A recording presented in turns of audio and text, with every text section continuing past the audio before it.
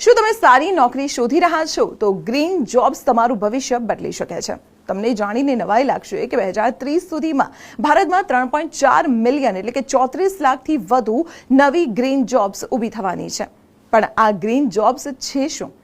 આબોહવા પરિવર્તનના કારણે દુનિયા હવે સ્વચ્છ ઉર્જા તરફ વળી રહી છે।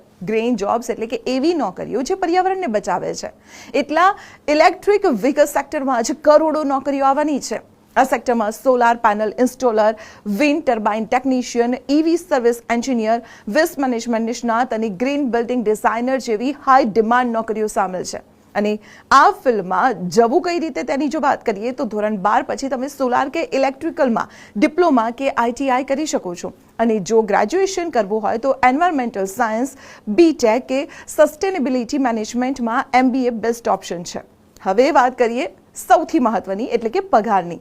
તો શરૂઆતમાં તમને 2.5 થી 4 લાખ અને જો એન્જિનિયરિંગ કે મેનેજમેન્ટ બેકગ્રાઉન્ડ હોય તો 6 થી 12 લાખ રૂપિયાનું વાર્ષિક પેકેજ આરામથી મળી શકે છે। અને ભવિષ્ય માટે આ ક્ષેત્ર 100% સુરક્ષિત છે। તો છે ને કમાલની માહિતી?